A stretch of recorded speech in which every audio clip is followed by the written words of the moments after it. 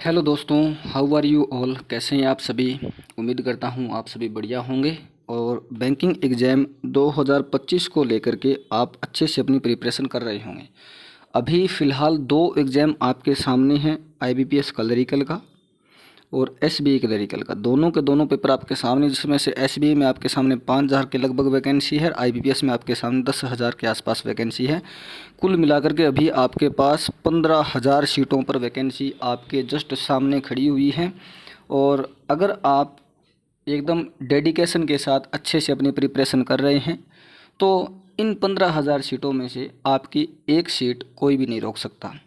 एक सीट आप आपकी ज़रूर ले सकेंगे, लेकिन उसके लिए जो थोड़ी मेहनत है, थोड़ी नहीं, थोड़ी मैं ज़्यादा ही कहूँगा, क्योंकि जो मेहनत है वो आपको करनी पड़ेगी। अगर आपने मेहनत करने में थोड़ी बहुत भी कंजूसी की तो समझ के चलो आपने हल्की सी कंजूसी की, उतने में आपसे आगे हज़ारों बच्चे आपसे आगे निकल जाएंगे।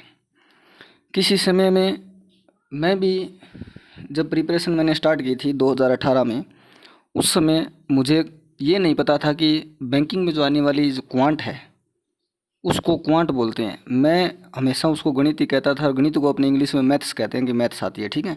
लेकिन जैसे बैंकिंग प्रिपरेशन में मैं बढ़ा, बैंकिंग प्रिपरेशन अपनी तैयारी करने में लगा, उसके भी काफ़ी महीने बाद पता चला कि ये क्वांट सब्जेक्ट है, इसको बैंकिंग में क्वांट बोलते हैं। मैथ्स मैंने फिर नाम छोड़ दिया, क्योंकि अपने 10वीं 12वीं 11वीं पढ़ते हैं तो मैथ्स ही बोलते हैं, मैथ्स या गणित बोलते हैं। अभी इसको मैंने भी क्वांट कहना शुरू कर दिया है, आप भी इसको क्वांट ही कहा करें।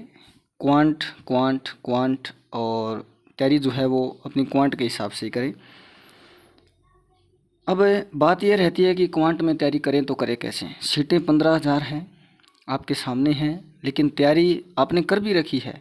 पूरे दिन पढ़ने के बावजूद भी शाम को ये महसूस होता है कि आज तो कुछ खास पढ़ा नहीं, या फिर हमसे पढ़ाई हुई नहीं। मतलब कि जो आपने पढ़ा है उस चीज़ को आप याद नहीं कर पा रहे हो, या आपके दिमाग में नहीं आ रही है कि आपने क्या पढ़ा था। ऐसे में थोड़ी सी टेंशन हो जाती है, दिमाग भी ख़राब हो जाता है।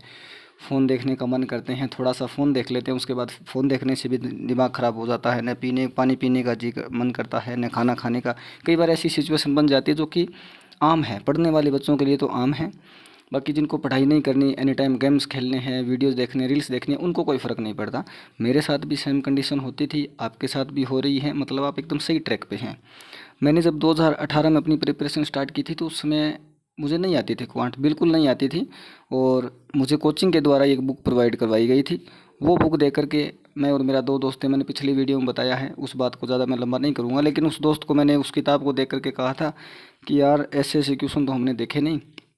बाकी वो क्वेश्चन देखने में इतने ईजी लग रहे थे कि आप भी उस क्वेश्चंस को बना सकते हैं, क्योंकि आपने 10वीं में क्वांट पढ़ी है, आपने 11वीं में पढ़ी है, आपने 12वीं में पढ़ी है, आपने बीएससी में भी पढ़ी होगी, या फिर आपने बीटेक किया है तो उसमें भी आपने पढ़ी होगी, ठीक है। या फिर आपने 10वीं से पहले जो आपकी क्लासेज है उसमें भी कुछ ना कुछ बातें आपने पढ़ी है। तो क्वांट जब आप क्वेश्चन देखेंगे, बैंकिंग एग्जाम में जो क्वेश्चन आते हैं उनको देखेंगे, वो टॉपिक जब देखेंगे, प्रॉफिट लॉस हो गया, परसेंटेज हो गया, मेंसुरेशन हो गया, ये जो टॉपिक आप देखेंगे तो आपको लगेगा कि आपने पढ़े हैं। क्वेश्चन जब देखेंगे तो क्वेश्चन भी आप बिल्कुल बना सकेंगे। लेकिन जब आपकी प्रिपरेशन नहीं होगी तो वो क्वेश्चन बनाने में आपको समय लगेगा। जो क्वेश्चन 30 सेकंड का होगा उसको आप कम से कम 2 से ढाई मिनट तक लंबा कर दोगे। जो कि बैंक एग्जाम की जब आप प्रिपरेशन कर रहे हैं तो 30 सेकंड वाले क्वेश्चन को आपको ढाई मिनट तक नहीं खींचना है। आपको उसको 30 सेकंड, 40 सेकंड या 50 सेकंड मैक्सिमम आपको कर देना है, उसको निपटा देना है। और वो कैसे होगा? वो सिर्फ और सिर्फ दोस्तों प्रैक्टिस से होगा। कोई आप जो देखते हैं किसी सिलेक्टेड कैंडिडेट को तो तुरंत आप पूछते हैं स्ट्रेटेजी क्या है। मैं भी जब 2018 में प्रिपरेशन शुरू करी थी उस टाइम मुझे कुछ आता नहीं था। मैंने पेपर दिए, पेपर क्वालिफाई। उस टाइम मैं यूट्यूब पर वीडियोज़ वगैरह भी इतने नहीं देखता था। लेकिन जैसे जैसे 2 साल मेरे निकले, 2020 आया, या फिर कहें 2021 जो कोविड वाला दौर है, उसमें भी मैं इतना सीरियस नहीं था पढ़ाई को लेकर के। लेकिन 21 का जोर था ना, 21 का जो कोविड वाला दौर था, उसमें 90% बच्चों ने क्या काम किया, बस न्यूज़ देखते थे, खबरें देखते थे, पढ़ाई उन्होंने छोड़ दी थी। और 10% बच्चे एक तरफ घर के कोने में बैठकर अपनी स्टडी में लगे हुए थे। और जैसे ही 2021 वाली वैकेंसी आई, पेपर हुआ, रिजल्ट आया, तो ये जो 10 के 10% बच्चे थे, इसमें से मान के चलो 9.5% बच्चे जिनके मतलब कट ऑफ गई थी। आप उस टाइम की चेक कर सकते हैं, 2021 की बैंकिंग एग्जाम की कट ऑफ गई थी, नॉर्मल सी क्यों गई थी? क्योंकि जब पेपर इतने लोगों ने दिया, बाकी ने पढ़ाई छोड़ दी थी, या फिर पेपर तो सबने दिया होगा लेकिन उनकी तैयारी नहीं थी, और जो 10% वाले बच्चे थे वो अच्छे तरीके से अपनी पढ़ रहे थे, अच्छे नंबरों के साथ वो पास हो गए थे। कम नंबर या फिर उस टाइम कट ऑफ का थोड़ा सा वो हिसाब जो है ऊपर नीचे हुआ था, तो बच्चों का काफ़ी ज़्यादा बच्चों का सिलेक्शन हुआ। इसमें मेरे साथ वाला एक दोस्त था, उसका भी 2021 में SB क्लरिकल में सिलेक्शन हुआ। अब दोस्त का जब सिलेक्शन हुआ तो भी दिमाग में टेंशन होने लगी। इस बात की टेंशन नहीं हुई कि इसका सिलेक्शन क्यों हुआ, टेंशन इस बात की हुई कि यार दोस्त का तो हो गया, अब हम रह गए अकेले, हमारा क्या होगा, कैसे सिलेक्शन होगा। 2021 के पेपर तो चले गए थे उस टाइम, फिर 2022 आया, 2022 का पेपर दिया। पेपर देने के बाद उसमें फिर मुझे फेलियर देखने को मिला। दोस्त से मैं पूछता था यार तेरी स्ट्रेटेजी क्या थी, अरे स्ट्रेटेजी कुछ नहीं है दोस्तों, स्ट्रेटेजी आप जो अपनी पढ़ाई कर रहे हैं बस वही आपकी स्ट्रेटेजी है। मैं भी उस दोस्त से पूछता था, दोस्त का एक ही आंसर था, बस पढ़ते रहो। मैं भी उस टाइम ये जो आपके मन में भी सवाल आ रहा होगा कि कितना पढ़ें, 2 साल हो गए, 3 साल हो गए, मेरे मन में भी यही आता था कि यार कितना पढ़ें, दोस्त भी कैसे बता नहीं रहा कैसे पढ़ना, बस पढ़ते रहो ये कह रहा है। बाकी उसकी बात भी सही थी। और मैं भी यूट्यूब पर जब वीडियो देखता था तो काफ़ी सारे स्टूडेंट सिलेक्शन जो लेते थे, जिस टाइम मैं फेल होता था उस टाइम वो सिलेक्शन जो लेते थे, क्योंकि हर बार जितनी वैकेंसी आती हैं उतने कैंडिडेट्स का तो सिलेक्शन होना ही है। जब मैं यूट्यूब वीडियो देखता था तो सभी के कमेंट बॉक्स में पूछता था, भाई आपने इंग्लिश में अच्छे नंबर किए, इंग्लिश को कैसे पढ़ें। किसी के क्वांट में अच्छे नंबर थे, क्वांट कैसे पढ़ें। किसी को पजल्स के बारे में पूछता था कि आपके पजल्स आप कितने टाइम में बना लेते हैं, कैसे बना लेते हैं। तो वो सब और सब मेरे दोस्तों, मेरे भाइयों, प्रैक्टिस का खेल है। प्रैक्टिस आपकी जितनी ज़्यादा होगी और वो भी सही डायरेक्शन में होगी, उतना ही सिलेक्शन के आप जल्दी नज़दीक चले जाओगे। अगर आपको तैयारी करते हुए 2 साल हो गया है, आप आधे नंबर, 2 नंबर, 5 नंबर या 10 नंबर से रह रहे हैं, तो मान के चलो ये बैंकिंग का जो गोल है, इसमें जो बच्चों की लाइन लगी है, आप यहाँ पर खड़े हैं। अगर थोड़े नंबरों से रह रहे हैं तो यहाँ पे खड़े हैं, बस आपकी बारी आने वाली है। 2000 शायद 21 में मैंने मेरा पहला मेंस दिया था RRB क्लरिकल का, पहली बार मेंस मैंने दिया था RRB क्लरिकल का। मेंस देने के बाद मैंने RRB PO का भी दिया था, ठीक है। जब RRB PO का मैंने मेंस दिया था उस समय मैं लाइन में अपने डॉक्यूमेंट्स जो चेक होते हैं वहाँ पे मैं लाइन में लगा हुआ था, और वहीं पे एक दोस्त और था, वो RRB PO पेपर देने आया था। तो उसने मुझे कहा कि भाई मैं तो बस ऐसे पेपर देने आया हूँ, RRB क्लरिकल 2020 वाले में मेरा सिलेक्शन हो रखा है, 4 महीने मुझे ज्वाइन किए हुए हो गए। तो मैंने ये सोचा भाई इसके तो मज़े हैं, इससे पूछ लेता हूँ कैसे पढ़ते हैं कैसे नहीं पढ़ते।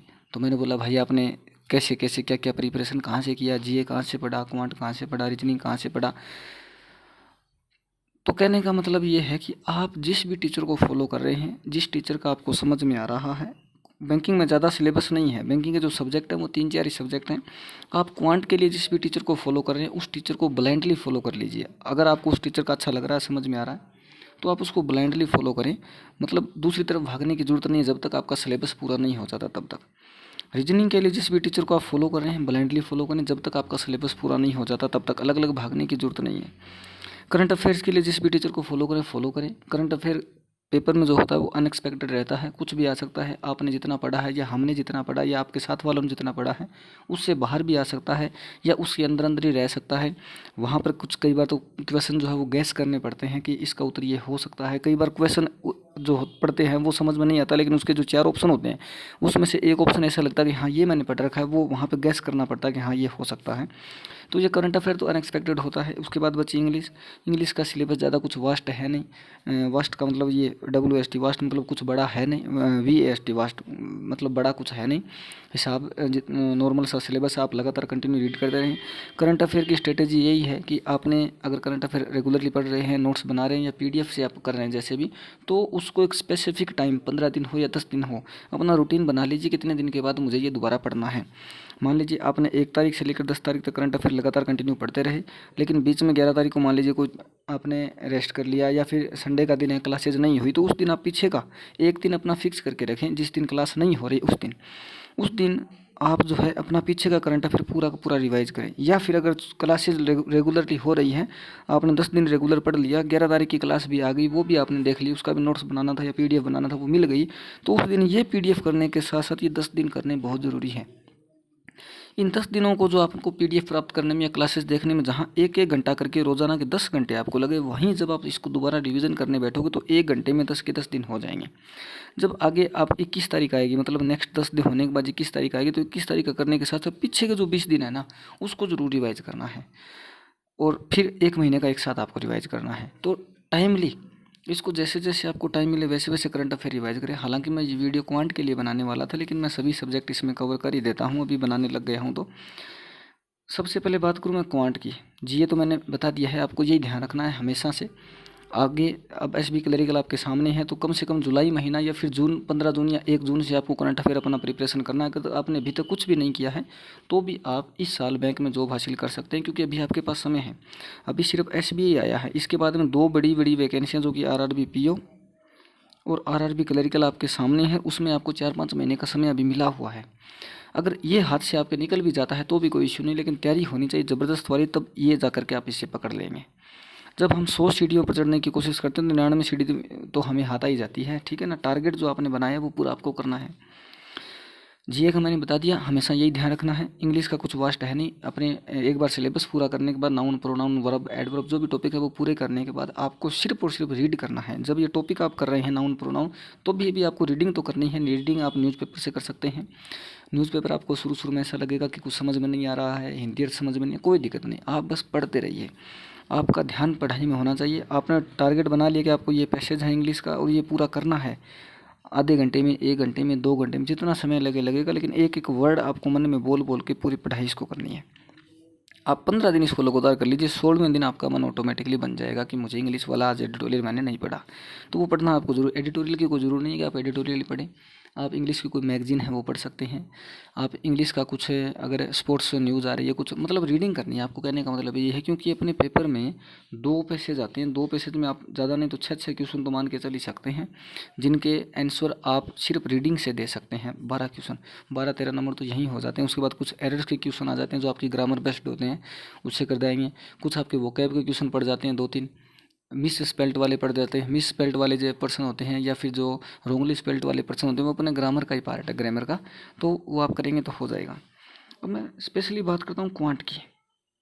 क्वांट में अगर मैं बात करूँ तो दोस्तों, अगर आप ये सोचते हैं कि हमें कोई ऐसी जड़ी बूटी मिल जाए जिसको खाने से स्पीड बन जाए, हमें से पूरी क्वांट आने लग जाए, तो पूरी दुनिया में, पूरे संसार में, पूरी पृथ्वी पर ऐसी कोई जड़ी बूटी नहीं है। ये जो मैंने वर्ड लिखा था सब प्रैक्टिस का खेल है। क्वांट में जितनी ज़्यादा आपकी प्रैक्टिस होगी उतने ही आपके अच्छे नंबर आएंगे, उतनी ही आपकी एबिलिटी बढ़ेगी, उतनी आपकी स्पीड बढ़ेगी। अब क्वांट में बात रही कि प्रैक्टिस करनी कैसे, क्योंकि कुछ स्टूडेंट्स ऐसे भी हैं जिनको डायरेक्शन का पता नहीं होता, प्रैक्टिस गलत तरीके से उनकी चलती रहती है। 1 साल, 2 साल, 4 साल निकल जाते हैं, वो भी एक सबसे बड़ी मूर्खता होती है। क्वांट में सबसे पहले तो आपको सिलेबस नोट करना है कि आपका बैंकिंग का आखिर सिलेबस है क्या। सिलेबस नोट करने के लिए आप यूट्यूब पर वीडियो देख सकते हैं या फिर मैं ही आपको बता देता हूँ। सिलेबस में कुछ जो मेन टॉपिक हैं वो मैं आपको बता देता हूँ, बाकी धीरे धीरे आप जब क्लासेस देखेंगे, मॉक टेस्ट देखेंगे तो आप आगे आते रहेंगे। टाइम एंड वर्क का अपना टॉपिक क्वांट के सिलेबस में है। प्रॉफिट एंड लॉस का टॉपिक अपने क्वांट के सब्जेक्ट में है।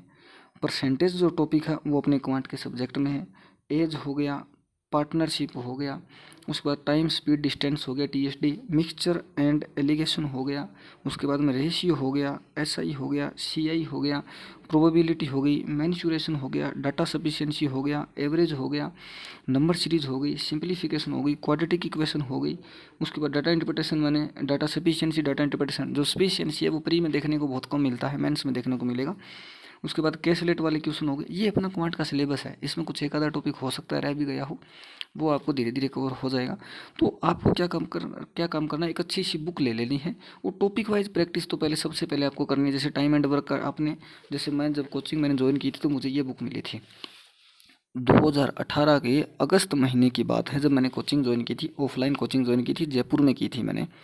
और अभी मैं आरआरबी क्लरिकल पोस्ट पर वर्क कर रहा हूँ, आरआरबी क्लरिकल, और ज्वाइन मैंने अप्रैल में किया था, इसी अप्रैल में 3-4 महीने ज्वाइन किए हुए हैं। तो ये बुक मुझे वहाँ से मिली थी। आप बुक की हालत देखिए, क्या हालत हो गई बुक की, मतलब प्रैक्टिस इस बुक इतनी बार की है कि इसकी आप हालत देखेंगे तो सेम टू सेम ऐसी हालत ही आपको बुक की करनी पड़ेगी दोस्तों। ऐसी हालत करने का मतलब ये नहीं कि आज आपने नई बुक ली तो उसको फाड़ के ऐसे वैसे पेज उसके बिखेर दिए, ऐसे नहीं करना। मतलब मैंने इस बुक के इतनी बार पेज पलटे हैं कि ये जो पेज है ना आप देखेंगे तो ये फट गए हैं पेज, ये पेज आगे पीछे हो गए, दिख रहे हैं आपको, इतना आगे चला गया पेज, इसके देखिए किनारे देखिए पेज की, ये वजह सिर्फ और सिर्फ प्रैक्टिस की है। इस बुक को मैंने इतनी बार निकाला कि मैं आज गिन के भी नहीं बता सकता। इसके अलावा भी मैंने बुक्स पढ़ी हैं। राकेश यादव सर की जो क्वांट है वो मैंने प्ले स्टोर से एप्लीकेशन डाउनलोड कर ली, उसके भी टॉपिक वाइज मैं प्रैक्टिस करता था। इस बुक में ये जो टॉपिक मैंने आपको बताए सारे टॉपिक हैं, ये मुझे कोचिंग से मिली थी।